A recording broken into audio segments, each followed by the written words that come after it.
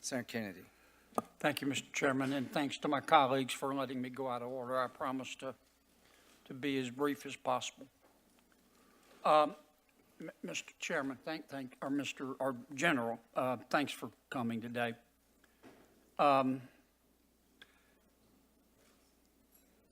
Humans have a universal need, I think, to be listened to be understood, and to be validated. I think we all share that.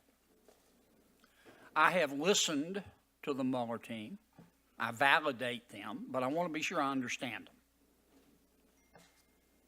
Has Mr. Mueller or his team changed their conclusions? You mean during the course of the investigation? No, today. It's clear, at least according to press reports, excuse me, General, that at one point the Mueller team was unhappy. I think it had to do with your letter. Mm-hmm. What matters to me is, and I'll get to this in a moment, I want to know first, has the Mueller team changed its mind on its conclusions? Its conclusions as to what?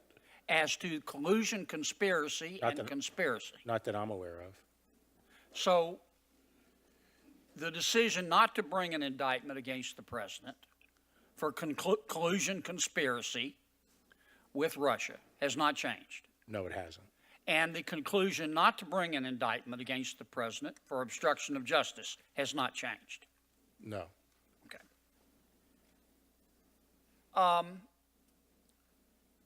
I take it from your testimony that the Mueller team was unhappy when you received the letter from Mr. Mueller. I can't speak to the team as a whole. All right, certainly, Mr. Mueller then. When I talked to Bob Mueller, he indicated he was concerned about the press coverage that had gone on the previous few days, and he felt that was to be remedied by putting out more information. Okay. I understood you to say, and these are my words, not yours, the first concern that Mr. Mueller had, he felt like your letter wasn't nuanced enough. Correct. Okay. That problem's been solved, has it not?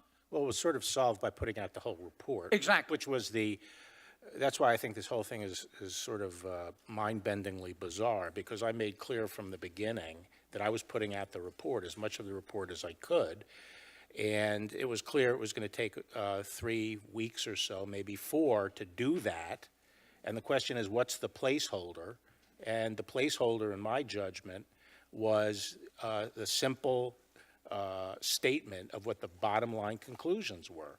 And I wasn't going to be in the business of feeding out more and more information as time went on to adjust to what the press was saying. And that's your call as Attorney General? Absolutely. Okay, that wouldn't be the call of a U.S. attorney or a special counsel? No, not at all. Okay. Now, the second reason, I mentioned the nuance concern. The second reason that Mr. Mueller was concerned, I don't want to say unhappy, because I'm not trying to be pejorative. I say concerned. He was concerned about press coverage. He indicated, he felt that what was inaccurate was the press coverage and what they were interpreting the March 24th letter to say. And what were you supposed to do about that? He wanted to put out the full executive summaries that are incorporated in the report. And I said to him I wasn't interested, and by the way, those summaries, even when he sent them, apparently, they actually required later more redaction because of the intelligence community. So the fact is, we didn't have readily available summaries that had been fully vetted, but I made it clear to him I was not in the business of putting out periodic summaries, because a summary would start a whole public debate. It's by definition under-inclusive, and I thought what we should do is focus on getting the full report out as quickly as possible, which we did. And that's your call as Attorney General? Of course, of course. Okay. And the news coverage issue, well, none of us can control what the news publishes or prints, except the media. But to the extent that an argument was made they didn't have the full report, that's a moot issue too now, isn't it? Yes. Okay. Can you briefly go over with me one more time? I find it curious that the Mueller team spent all this time investigating obstruction of justice and then reached no conclusion. Tell me again briefly why Mr. Mueller told you he reached no conclusion, or he couldn't make up his mind, or whatever. I'm not trying to put words in your mouth. I really couldn't recapitulate it. It was unclear to us. We first discussed it on March 5th. The deputy was with me, Ed O'Callahan, the principal associate deputy, and we didn't really get a clear understanding of the reasoning. And the report, I'm not sure exactly what the full line of reasoning is, and that's one of the reasons I didn't want to try to put words in Bob Mueller's mouth. But he did not choose to bring an indictment. We know that much. Right. Regardless of the reason. Right.